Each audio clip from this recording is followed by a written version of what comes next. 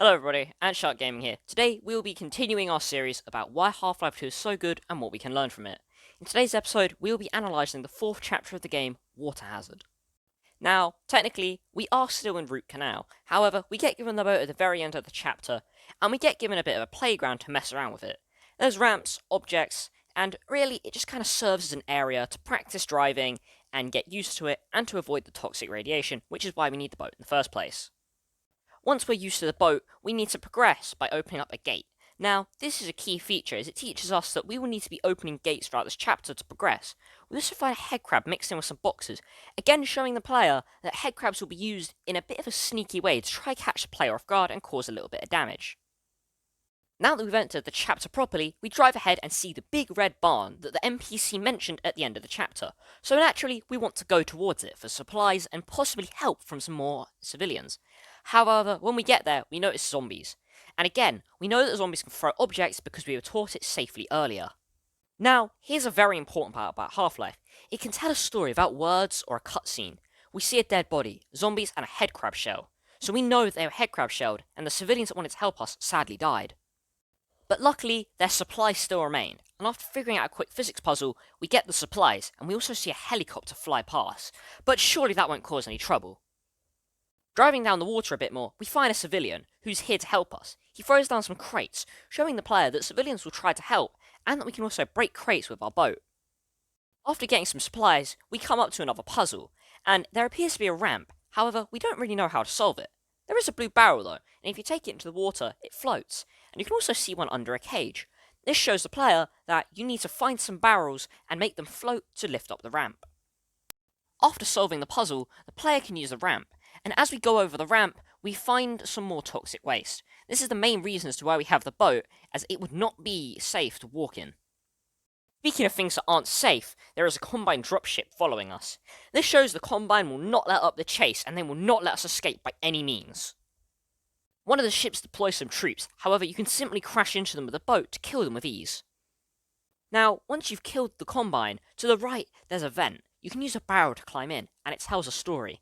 There's a dead survivor, there's also a zombie, and some supplies, showing people just trying to hide or escape. However, the Combine will not stop at anything. Driving a bit more, there's a ramp. We go over the ramp, and we land underneath this structure. Now, it's made of wood, and we can break it. This teaches the player that you can break structures that are made out of wood. And up ahead, there's a couple of Combine police officers on top of some wooden structures. And again, driving more down the river, we find another Combine police officer on a wooden structure to break.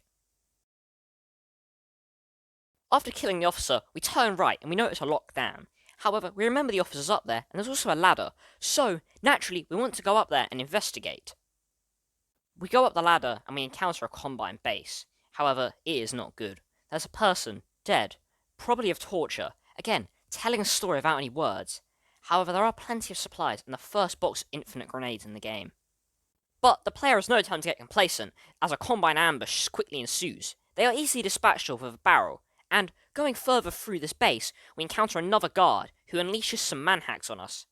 And this is a time to truly test out our grenades.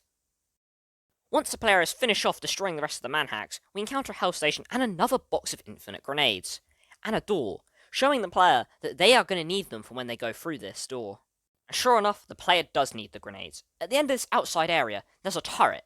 And there's many ways to do this. You could either run at them quickly, taking cover and dispatching the guard at the end.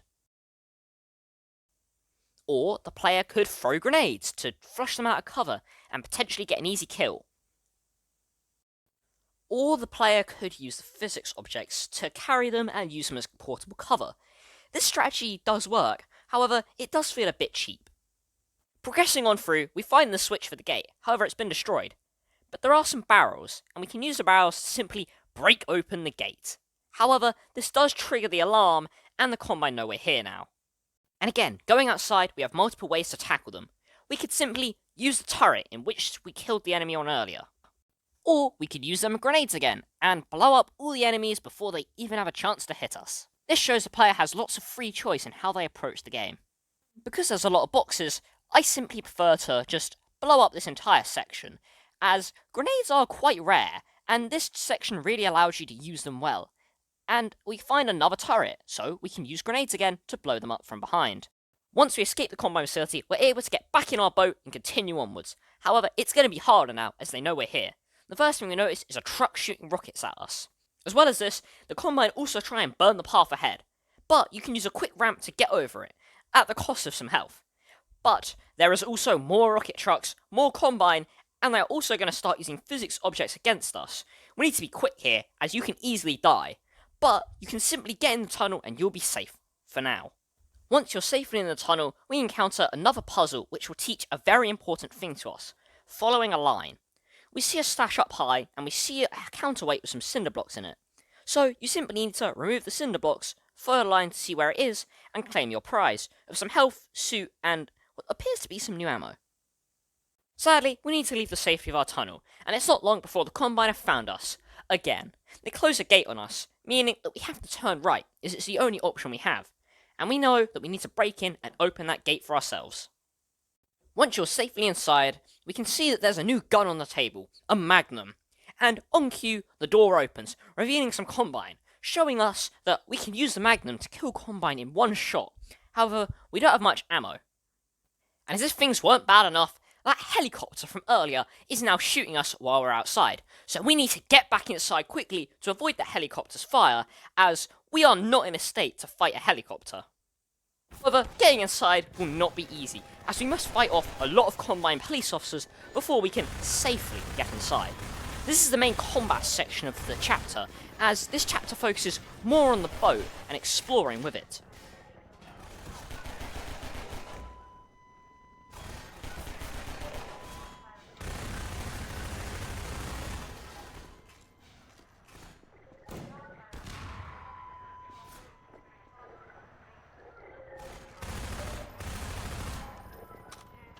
We don't get to stay inside for long, however, as we need to open up that dam and continue on to Black Mesa East. We climb up a ladder and find the control panel. There's a couple of guards, but they're easily dispatched of. Now that we have the dam open, we can progress. However, the helicopter is still here. Conveniently for us, however, there are some guns which allow us to shoot down the helicopter and make it retreat.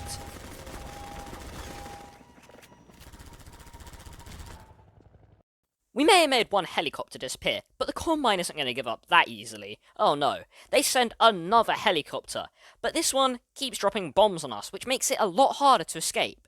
I would also like to quickly say that I will be cutting, and I have been cutting, a lot of the driving, as it is quite repetitive to watch, but trust me, it's very fun to play and avoid the bombs. But speaking of bombs, we found another tunnel in which we can hide in temporarily. Once we go through the tunnel, at the end, we make a really cool jump to escape the helicopter for now. And trust me, this jump is really cool, and it doesn't take about 5 attempts.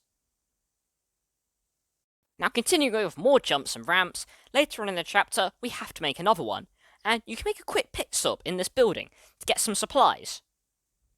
Once we've gathered up some supplies, we need to continue running from the helicopter. And the Combine ups the stakes, as they're going to start headcrab shelling us as well.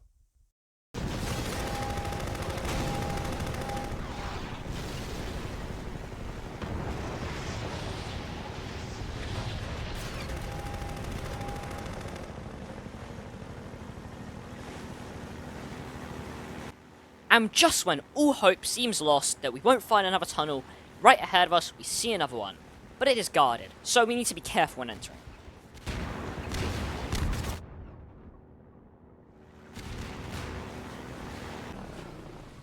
Once we leave the tunnel, we encounter yet another physics puzzle with another ramp.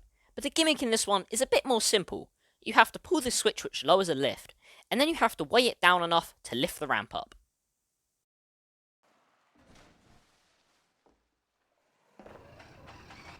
Now that we have successfully lifted up the ramp, we can jump over it and enter another tunnel.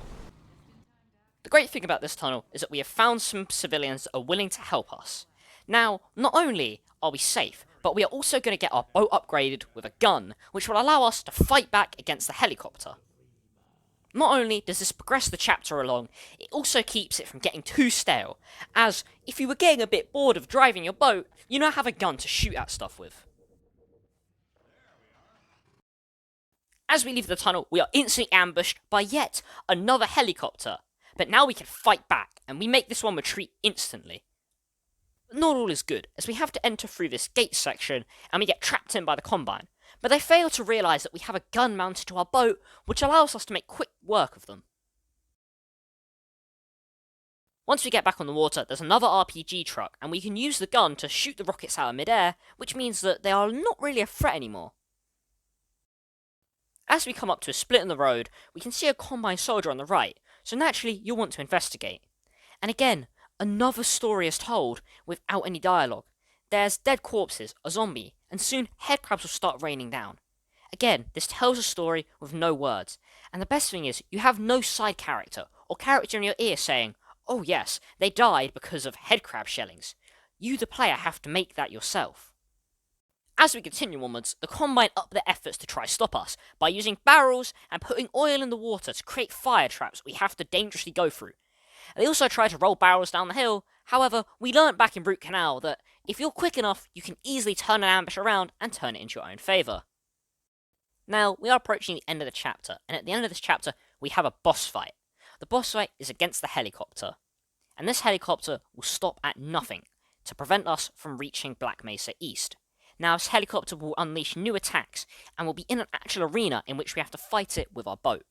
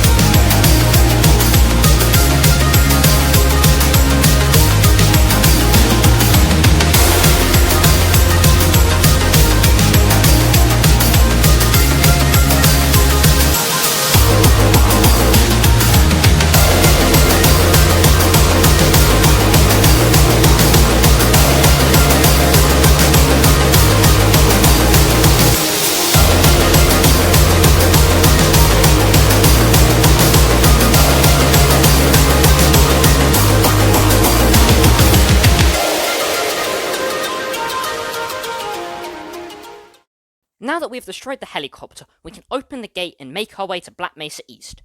We need to do this by opening up the hydro dam, and we first need to infiltrate another Combine outpost.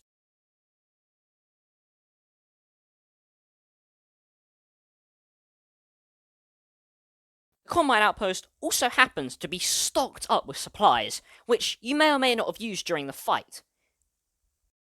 And as we near the end of the chapter, I'd like to say thank you for watching this video.